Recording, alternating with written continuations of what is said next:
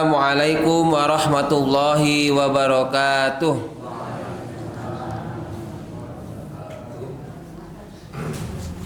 Mari kita awali pengajian malam hari ini dengan terlebih dahulu membaca syahadat dan raditu billah. A'udzu billahi minasy syaithanir rajim. Bismillahirrahmanirrahim. Asyhadu an la ilaha illallah wa asyhadu anna Muhammadan abduhu wa rasuluh. Raditu billahi rabba wa bil islami dina wa bi Muhammadin nabiyya wa rasula. Rabbi zidni ilma warzuqni fahma. Amin. Alhamdulillahi rabbil alamin alladzi faddalana ala katsirin min ibadihil mu'minin. Asyhadu an la ilaha illallah wahdahu la syarikalah wa asyhadu anna Muhammadan abduhu wa rasuluh la nabiyya ba'dah. Allahumma sholli ala sayyidina Muhammad salatan taj'alna biha min ahlil ilmi zahiran wa batinan wa tahsyuruna bi'ibadikas sholihin fid dunyana wa ukhrana wa ala alihi wa sahbihi wa sallim. Amma ba'd. Rabbi shrah li sadri wa yassir li amri wahlul 'uqdatam min lisani yafqahu qawli. Allahumma inna nas'alukal ilman nafi'a wa rizqan thayyiba wa amalan mutaqabbala. Allahumma barik lana fi rajaba wa sa'bana wa balighna ramadan. Ibu bapak jamaah pengajian kajian malam Rabu Pasolatan Masjid Nurul Huda 19 rahimakumullah. Alhamdulillah, mari kita panjatkan syukur kehadirat Allah Subhanahu wa taala. Hari ini Selasa tanggal 27 Februari 2024. Ini pertemuan ke-181. Allah masih mencurahkan nikmat rahmat kepada kita semua, sehingga insya Allah setelah sholat fardu maghrib berjamaah di Masjid Nurul Huda 19 ini, kita akan mengisi waktu menjelang sholat isya, menunggu sholat isya dengan tholabul ilmi. Dan juga kita bersyukur atas nikmat-nikmat Allah yang lainnya yang tidak akan mungkin dapat kita sebutkan, tidak akan mungkin kita dapat catat atau hitung. Nikmat iman, nikmat Islam, kesehatan, dan nikmat lainnya. Sholawat dan salam semoga Allah tetap curahkan kepada junjungan kita Nabi Muhammad sallallahu alaihi wasallam. Hadirin rahimakumullah, kalau minggu kemarin kita membahas mengenai surat Hud ayat ke-81, yaitu alaisa subhu biqarib, subuh sudah dekat. Nah, itu bisa dibaca ulang lagi, dipelajari lagi, dan insya Allah nanti akan ada rekamannya di YouTube Masjid Nurul Huda 19 Grondong, Masjid Nurul Huda 19. Nanti di searching aja di YouTube. Nah, itu yang dikomandoi oleh Mas Sandy ya. Malam hari ini yang mendapatkan amanahnya itu adalah Mas Rangga. Ini jadi wasilah. Jadi ilmunya itu bukan berhenti di sini Bapak Ibu. Insya Allah seandainya Bapak Ibu tidak bisa mengikuti, itu bisa melihat tayangan ulangnya di YouTube, di channel YouTube-nya Masjid Huda 19. Nah, ini Nah, tapi yang lebih bagus lagi berangkat ya, karena hadirnya ke majelis ilmu itu dulu pernah disampaikan itu akan apa?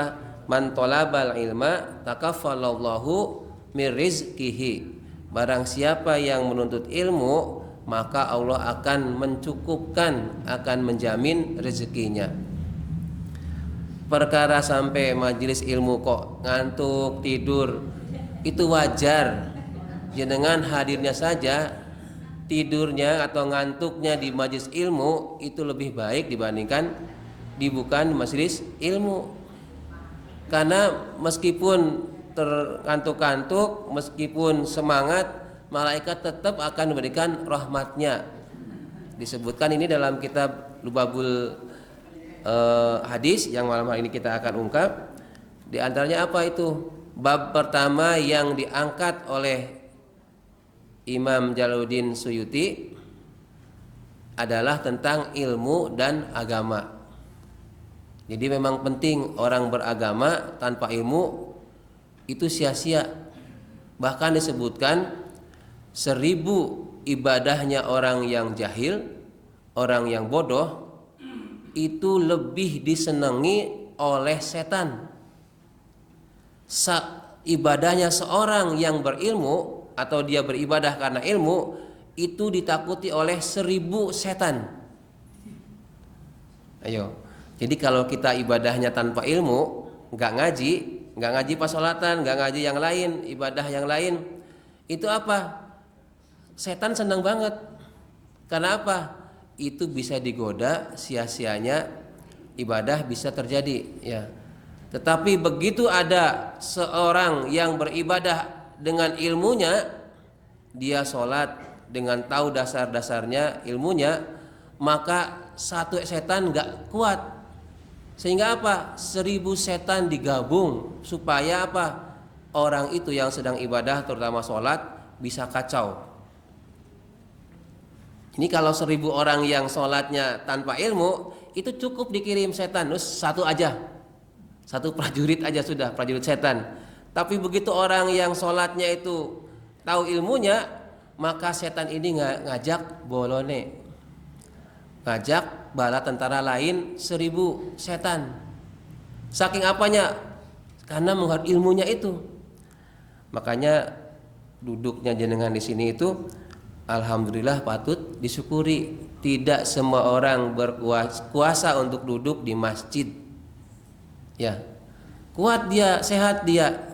Dulu pernah disampaikan ya. Hari ini dia sehat tapi tidak mau sholat. Besoknya dia pengen sholat tapi tidak sehat. Lusanya dia tidak bisa lagi sholat, tidak lagi sakit karena sudah meninggal. Jadi mumpung masih ada kesempatan, mending tolabul ilmi. Perkara yang disampaikan materinya ada 10 misalnya, yang nyantel cuma separoh, enggak apa-apa. Ya, profesor itu belum tentu dia diberi materi dia akan paham semua, belum tentu. Orang itu bisa paham karena berulang-ulangnya dideres, dibolan baleni terus. Akhirnya pertamanya itu belum nyantel, belum sereg, belum connect itu yang diajarkan itu apa. Tapi kelamaan apa karena keseringan mendengar, mempelajari akhirnya bisa. Nah, itu motivasi ya. Nah, sekarang saya mengambil kitab Lubabul Hadis. Ini kitab yang Jalaluddin As-Suyuti. Jadi Imam As-Suyuti ini sengaja mengumpulkan hadis-hadis Nabi dengan langsung ke sanadnya, ke isinya. Saking apanya ini? Saking pengennya ajaran Kanjeng Nabi itu bisa tersampaikan kepada umat.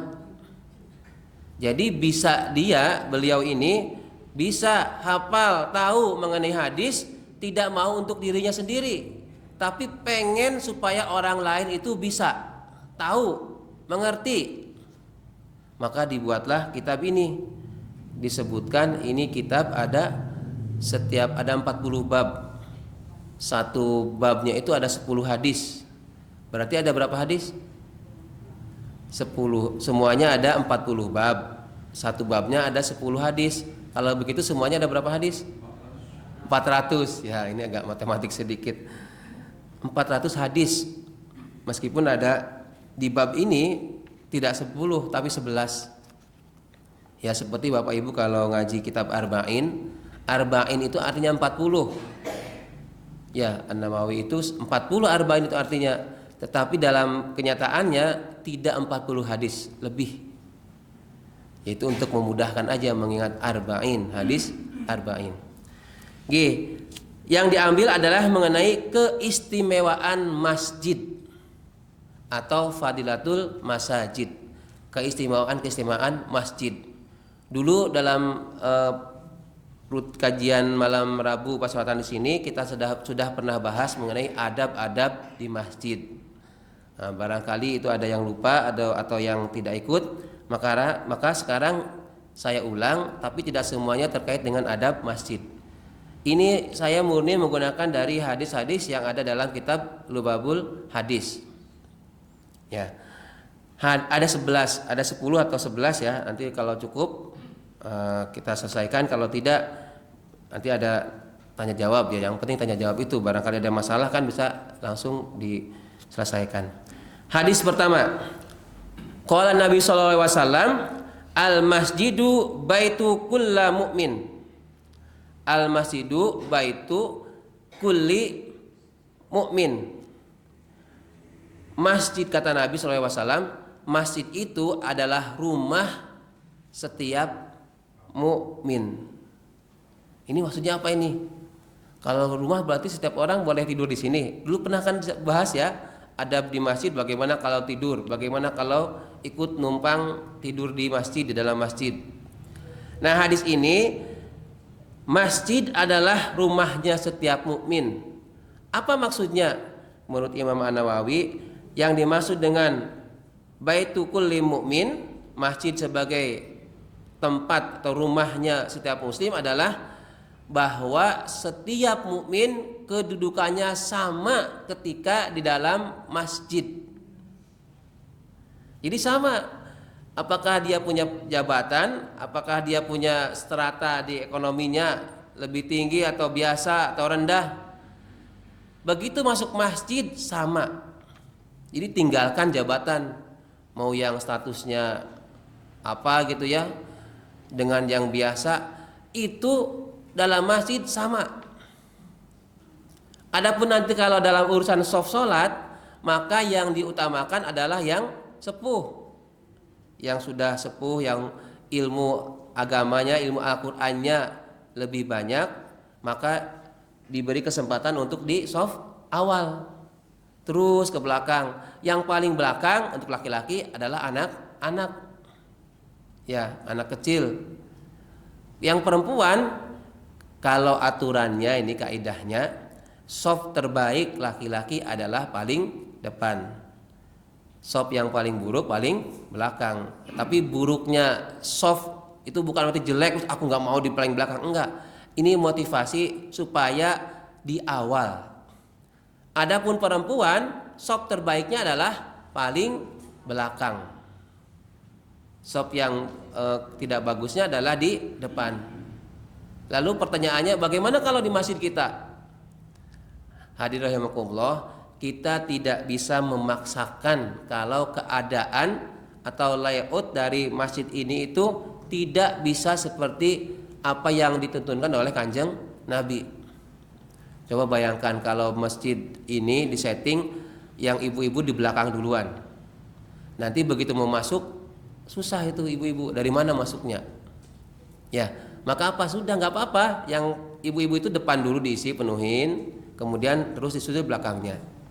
Sekiranya bisa atau mau disetting yang pertama itu belakang, tengah di belakang, persis imam di sini, maka di sana ini perempuan paling belakang, kanannya, kirinya, terus sampai penuh, baru depannya, dari depan, terus kanan kiri. Sekiranya ini settingan layout dari masjid yang di ibu-ibu itu mendukung, ya silahkan. Tapi kalau tidak, nggak usah dipaksakan, ya. Yang penting softnya rapat, lurus. Karena kesempurnaan sholat itu di softnya yang lurus. Oke. Kembali ke hadis ini bahwa al masjidu baitu kulli mu'min. Masjid itu adalah rumahnya setiap mukmin. Maksudnya tidak ada perbedaan antara orang kaya, orang miskin, orang yang punya jabatan, ada yang atau yang profesi biasa. Begitu masjid sama. Jadi nggak usah, itu misalnya ada pejabat, camat, biasa aja. Di masjid itu statusnya sama. Tapi begitu di luar masjid, kalau mau karena adab, karena etika, ya silahkan. Di masjid itu siapa datang duluan itu yang lebih berhak. Yang datang belakangan nggak usah nyerondol pengen di sop depan. Kalau memang aja akhir, untuk laki-laki nih ya sudah, terima saja di akhir, nggak usah maksa-maksa pengen ke depan. Gitu ya. Tapi kalau misalnya masih kosong, barangkali ada yang tidak maju ke depan, ya kita bisa yang meskipun datangnya akhir ke depan. Ini untuk etikanya ya. Ini saya ulangi lagi, al masjidu baitu kulli mu'min. Masjid itu adalah rumahnya bagi setiap mukmin. Berikutnya hadis yang kedua. Wa qala sallallahu alaihi wasallam, "Idza ra'aitumur rajula mulazimal masjidi fashhadu lahu bil iman." Nabi Muhammad SAW bersabda, jika kalian melihat seseorang yang dia itu terbiasa dengan masjid, maka bersaksilah kepadanya dengan keimanan. Ini maksudnya apa? Diterangkan dalam Imam An-Nawawi dalam hadis yang lain. Ani Nabi sallallahu alaihi wasallam, "Idza ra'aitumur rajula ya'tadul masjida fashhadu lahu bil iman fa innallaha qala." Ini ayat ini nih. "Innama ya'muru masajidallahi man amana billahi wa yaumil akhir." Dari Nabi Muhammad SAW, beliau bersabda, jika kalian melihat seseorang yang biasa ke masjid, maka saksikanlah kepadanya dengan keimanan. Karena sungguh Allah berfirman, sungguh orang yang memakmurkan masjid Allah adalah orang-orang yang beriman kepada Allah dan hari akhir. Tegasnya apa ini? Tegasnya, kalau Bapak Ibu melihat orang yang dia itu terbiasa ke masjid, begitu dengar azan segera ke masjid. Dia tidak dengar azan pun dia tahu, lihat jam, oh ini sebentar lagi waktunya sholat, maka persiapan dia untuk wudu, kemudian ambil wudu ya, kemudian berangkat ke masjid. Begitupun bukan ketika mukim, maksudnya ketika dalam perjalanan bepergian di mana dia sadar, oh ini waktunya sholat, maka persiapan dia akan mendekati ke masjid. Nah, kalau ada orang yang seperti ini di dalam hadis ini, dalam kitab Luwabul Hadis ini, maka apa? Saksikanlah bahwa dia itu adalah orang yang yang beriman sebenarnya. Di ini nih, innama ya'muru masajidallah man amana billah. Ayat ini nih. Ini beberapa kali saya sampaikan bahwa orang yang memakmurkan masjid itu adalah orang yang beriman. Jadi orang yang ke masjid pasti dia itu beriman. Kalau ada orang yang nggak beriman datang ke masjid, mungkin ada motif yang lain, pengen dipuji, pengen cari dukungan atau apa, berarti dia bukan sedang memakmurkan masjid, tapi sedang mengekspos, cuma menampilkan dirinya sendiri. Ini bagus ini ya. Yang tahun berapa ini Pak dibuat ini kaligrafi ini? Tahun? Udah lama sekali. Oh itu ya, 1413. Berarti tahun 2000 berapa? 2000 itu kan 1400 kan pas 1980. Innalillahi wa inna ilaihi raji'un ya. Listriknya mati.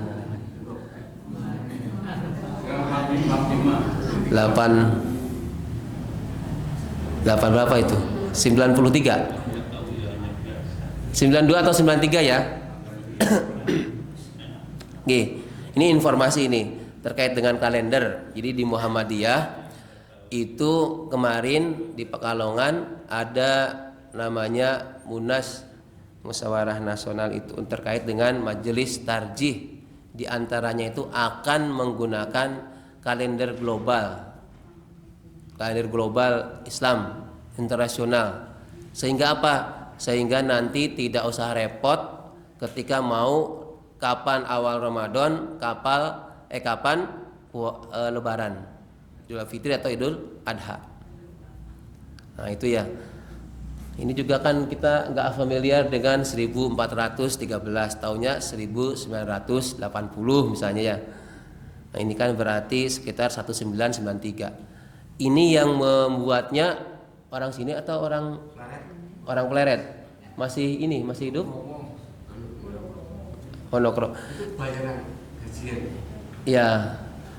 Ini makanya kaligrafi ini tuh kalau dikaji ya sering dibaca kemudian dikaji, membuat yang datang ke sini itu sadar, makin semangat. Oh, berarti kita itu ke masjid itu memang memakmurkan masjid, orang yang beriman. Amana billah ya wa yaumil akhir. Orang yang percaya kepada Allah dan hari akhir, mesti dia akan memakmurkan masjid. Nah, sudah itu kuncinya di situ. Selama dia itu masih hatinya klik ke masjid, maka dia masih punya iman. Ya. Orang yang punya masalah, berat banget hidupnya. Terus apa? Terus dia mendekati masjid. Maksudnya dekat-dekat ke masjid, sholatnya jadi lebih rajin. Alhamdulillah. Karena ada orang yang punya masalah malah larinya bukan ke masjid, bukan mendekat Allah, tapi menjauhi Allah. Malah frustasi, diuji masalah, terus stres dan lain-lain. Akhirnya apa? Enggak mau ke masjid. Kalau enggak salah itu saya kemarin lihat ada seorang, mohon maaf ini ya, mantan caleg gagal 1 miliar. Kemudian apa? Ini karena sudah stres ya, dia lempari rumah-rumah warga itu dengan mercon. Ya di televisi ini. Dilempari karena stres sudah. Disadarkan karena udah stres. Oh 1 miliar ya Bu, pernah lihat uang 1 miliar? Sama Bu ya, 1 M. Baru dengar ya. Itu kalau di 1 miliar tahu ada berapa nolnya? Nggak tahu ya. 1 miliar itu uangnya, nolnya itu ada berapa? 9. Kalau jenengan mau menghayal gampang, 1000 aja itu ditumpuk jadi 3 ya. Nolnya tutup, yang angka satunya tutup dengan angka 0. Jadi insya Allah pas 1 miliar. 1 miliar.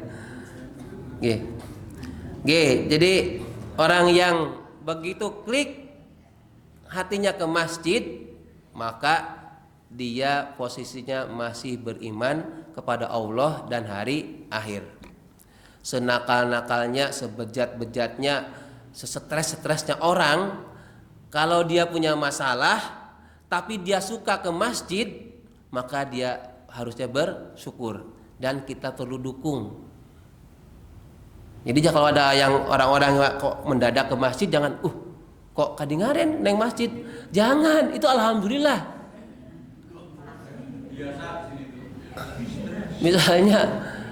Misalnya ini ya Pak Is tadi ratau neng masjid, ujuk-ujuk kok seminggu ini rajin ke masjid. Wah, ini ada masalah ini Pak Is tadi ini. Jangan begitu ya. Harusnya bersyukur, alhamdulillah dia sedang dideketin oleh Allah. Disayang Allah dengan cara apa? Diuji dengan musibah, dengan masalah ekonomi, tapi dia larinya ke masjid, datang ke masjid. Karena bisa jadi itu begitu dia ke masjid ketemu jamaah yang lain ada solusi maksudnya ada pemecahan masalah. Misalnya dia punya utang, ketemu di masjid temannya sugih omong-omongan dapat bantuan, bisa jadi. Makanya sering-sering ke masjid, nggak bakal ada ruginya ke masjid itu. Apalagi itu kalau anak-anak itu, Pak nanti Jumatan di mana Pak? Di sekolah apa di rumah? Di masjid dekat rumah masing-masing. Lah, kenapa? Soalnya kalau di masjid Gelondong ada jajanannya ya. Tuh ya, anak kecil itu, anak SD itu ya gitu. Pengen sholat di masjid di sekolah itu Jumatan, kenapa? Ada yang diangan-angan itu ya. Ya anak kecil itu ya. Yang motivasi berarti kan alhamdulillah ada anak kecil itu mau ke masjid meskipun sementara masih tahapannya karena ada sedekah Jumat ya. Ya maklum ya anak kecil. Hadis ketiga, wa qala sallallahu alaihi wasallam, man takallama bi kalamid dunya fil masjid ahbatallahu amalahu arba'ina sanatan. Wah, ini agak menyeramkan ini ya. Nabi Muhammad SAW bersabda, siapa yang berbicara tentang urusan dunia di dalam masjid, maka Allah telah menghapus amalnya selama 40 tahun.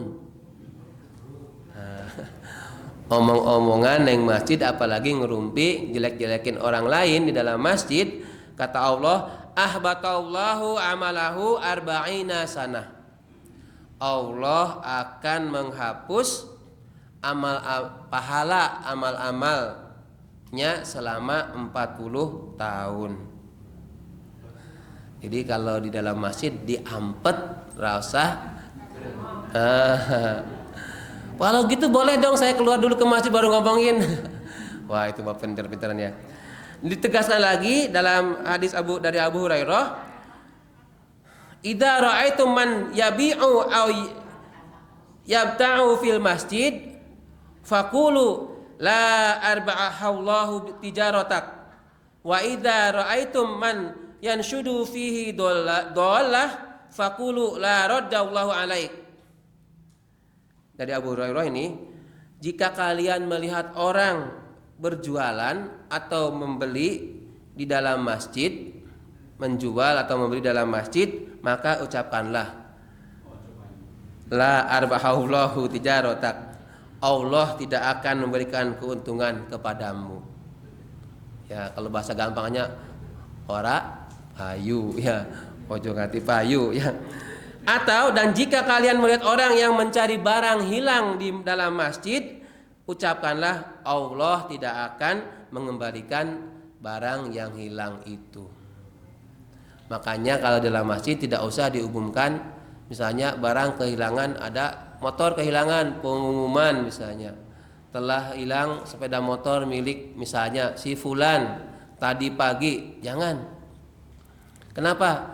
Itu kata dalam hadis ini, maka apa? Semoga Allah tidak mengembalikan barang yang hilang itu. Terus bagaimana kalau mengumumkan yang misalnya ada perkumpulan, enggak apa-apa itu. Minggu kemarin kapan itu ada? Ya silahkan.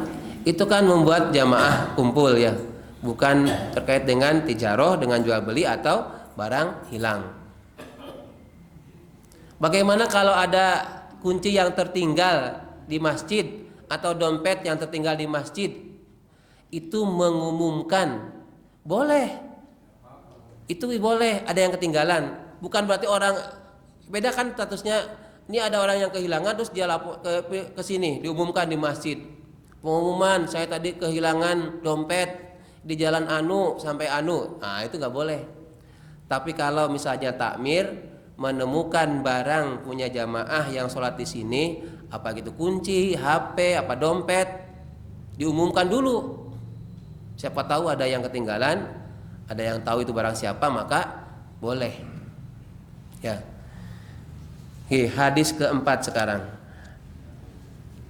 Wa qala sallallahu alaihi wasallam, innal malaikata yatakarrahuna minal mutakallimina fil masjid bi kalamil lagwi wal jaur.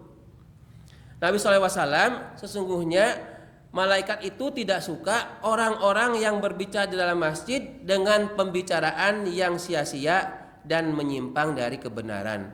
Jur itu ucapan yang jelek, yang saru. Ini karena saking istimewanya masjid. Jadi jangan sampai ada orang yang berbicara di dalam masjid yang sia-sia. Mending di stop aja, ditahan. Kalau mau bicara yang lain, yang sia-sia itu di luar masjid. Berikutnya hadis ke-6. Ini kan lebih 12 ya. 10 menit lagi nih. Idza dakhala ahadukum masjida fala yajlis hatta yusolli rakaataini.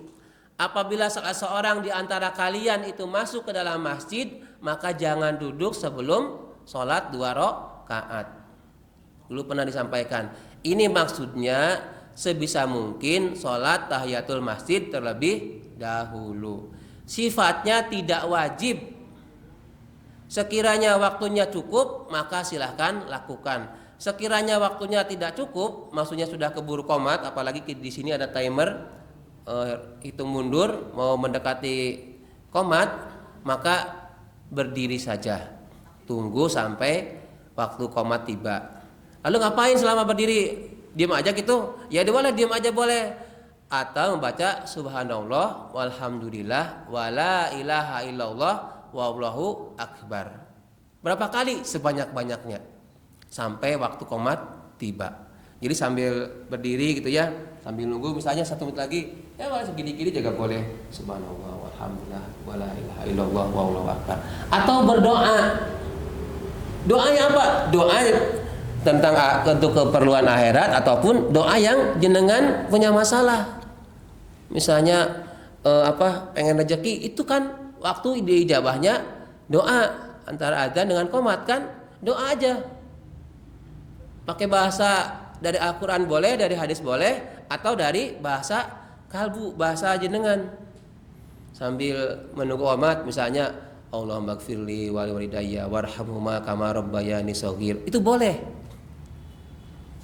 Lah kenapa kok tidak sholat? Karena kalau sholat tidak cukup waktunya. Bagaimana kalau ada orang yang maksa, meskipun waktu mendekati qomat dia maksa sholat tahiyatul masjid, ya nggak apa-apa, silahkan aja.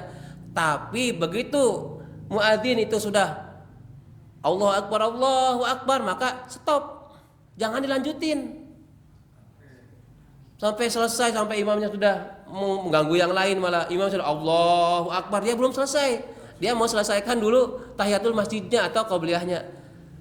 Maka yang betul adalah berhenti, maka dihentikan, stop, ya, tidak dilanjutkan untuk sholat sunnah qobliyah atau tahiyatul masjidnya. Berikutnya itu, jadi etikanya kalau mau masuk masjid sebelum duduk sholat 2 rakaat terlebih dahulu.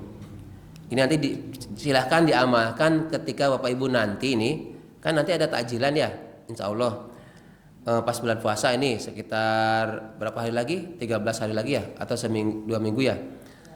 Nah begitu misalnya jam 5 dimulai, jam 5 itu mulai takjilan, jenengan datang sebelum jam 5, masuk dulu ke dalam sini, kemudian sholat tahiyatul masjid, lalu keluar lagi, itu bagus. Kemudian apa? Niatkan iktikaf. Iktikafnya maksudnya berdiam diri menunggu waktu sholat, waktu azan itu. Tadi waktu diniatkan saya mau sholat tahiyatul masjid, setelah itu mau niat thalabul ilmi, ya, sambil nunggu buka itu loh takjilan. Kan sekarang maghribnya jam 6, berarti kan kemungkinannya jam 5:15 baru dimulai ya, atau jam 5:30 baru dimulai. Kalau waktunya setengah jaman, itu silahkan sholat sunnah qobliyah, sholat sunnah tahiyatul masjid. Enggak usah malu-malu, kecuali kalau ibu-ibu ya. Kalau ibu-ibu kan mungkin sempit ya, boleh di restoran itu boleh. Maksudnya kalau bisa nyaman, bisa silahkan. Tapi kalau bapak-bapak kan, insya Allah ini dalam ini kan kosong, adanya di Serambi yang utara. Maka apa? Masuk dulu sholat, tapi jangan duduk dulu. Masuk sholat tahiyatul masjid, lalu duduk di barisan Serambi untuk mendengarkan tausiah menjelang maghrib. Banyak pahalanya itu.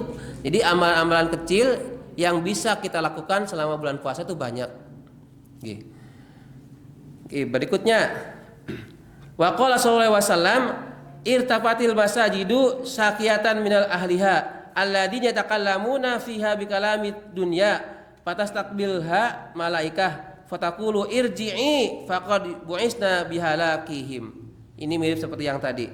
Masjid-masjid itu telah menolak orang yang mengadu tentang urusan dunia.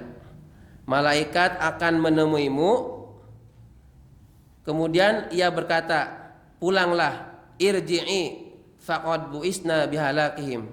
Sungguh kami telah diperintahkan untuk membinasakan kalian. Ini seperti ancaman, maksudnya jangan sampai mengadu tentang urusan dunia di dalam masjid. Ya tadi yang omong-omongan yang lagwi dan zur, perkataan yang sia-sia dan menyimpang, yang jorok, yang kotor.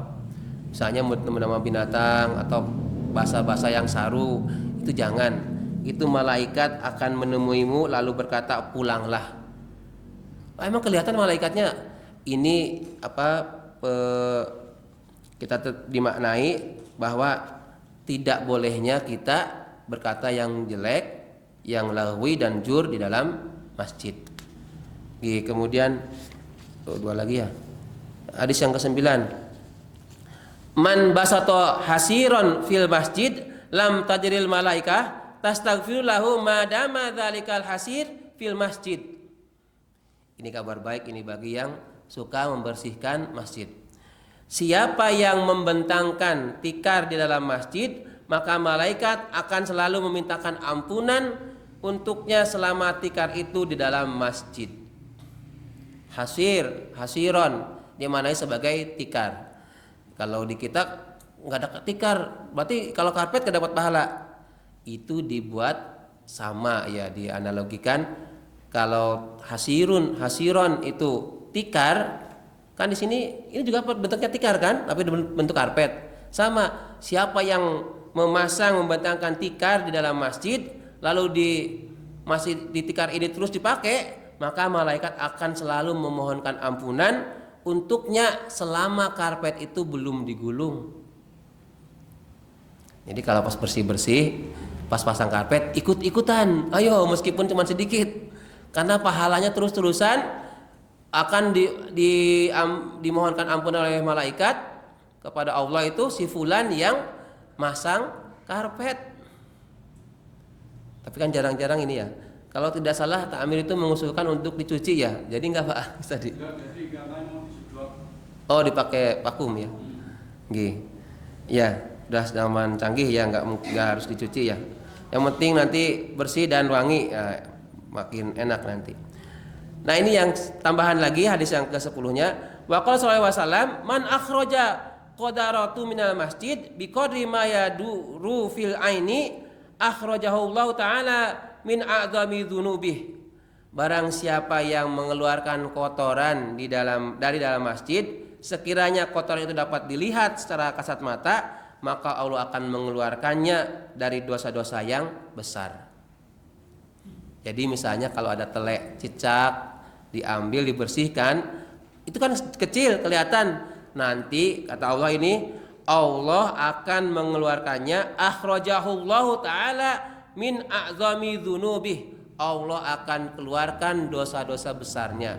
Artinya diampuni, dihapus gara-gara membersihkan kotoran yang ada di dalam masjid. Berarti jangan mengotori masjid ya. Sebisa mungkin malah membersihkan masjid. Sudah ya, itu saja.